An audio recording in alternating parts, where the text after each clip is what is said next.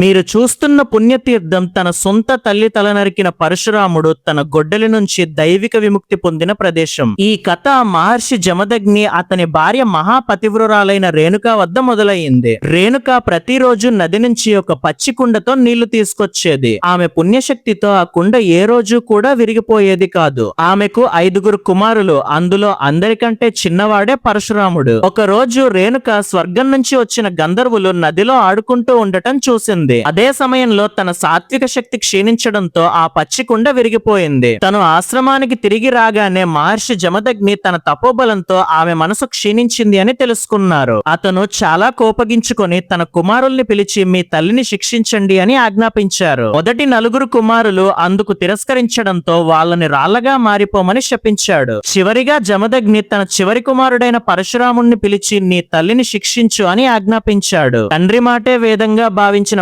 పరశురాముడు గుండెల్లో బాధతో కళ్ళల్లో కన్నీళ్లతో గొడ్డలి తీసుకుని తన తల్లి తలని నరికేశాడు. జమదగ్ని తన కొడుకు విధేయతకు మెచ్చుకొని ఏదైనా వరం కోరుకో అని అడగగానే తన తల్లిని బతికించమని తన సోదరుల్ని మామూలుగా మార్చమని కోరుకున్నాడు. జమదగ్ని తన తపశ్శక్తితో వాళ్ళని తిరిగి బతికించాడు. కానీ కథ ఇక్కడితో అయిపోలేదు. మాతృహత్యా పాతకం వల్ల పరశురాముడి గొడ్డలి తన చేతికి శాశ్వతంగా అతుక్కుపోయింది. ఆ శాపం నుంచి విముక్తి కోసం పరశురాముడు ఎన్ని నదుల్లో స్నానం చేసినా ఆ పాపం మాత్రం పోలేదు. చివరిగా తూర్పు హిమాలయాల్లో లోహిత నదిలో స్నానం చేయగానే తన పాపం నుంచి విముక్తి పొంది గొడ్డలి తన చేతి నుంచి విడిపోయింది. ఆ ప్రదేశమే అరుణాచల్ ప్రదేశ్ లో ఉన్న పరశురాం కుండ్ గా ప్రసిద్ధి చెందింది. ఇప్పటికీ మకర సంక్రాంతి రోజు వేలాది మంది భక్తులు ఇక్కడికి వచ్చి తమ పాపాల నుంచి విముక్తి పొందుతారు.